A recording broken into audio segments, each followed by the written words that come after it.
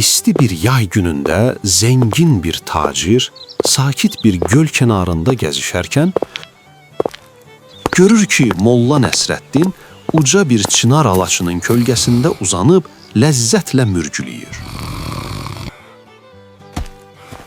Tacir əsəbləşib ona yaxınlaşır,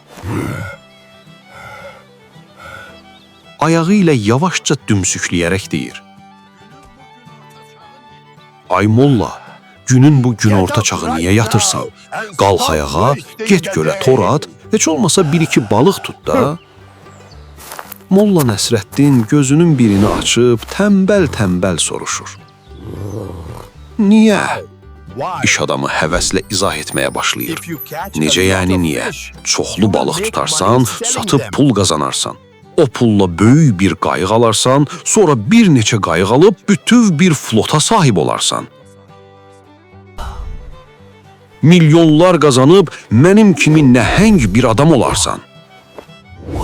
Molla heç halını bozmadan əsniyərək yenidən soruşur: "Yaxşı, milyonlar qazandım, qan tər içində işlədim, bəs sonra neyniyəcəyəm?" Tacir böyük bir kəşf etmiş kimi qürurla qollarını açır. Sonra sən də mənim kimi işləri başqasına təhvil verəcəksən, gəlib bax belə sakit bir yerdə heç nə barədə düşünmədən ləzzətlə rahatlıq içində dincələcəksən.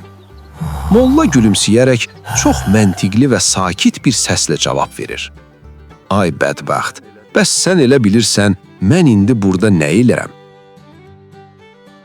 Mən onsuz da elə sənin o dediyin şeyi edirəm də, sadəcə sənin kimi o qədər boş yerə əziyyət çəkmədən."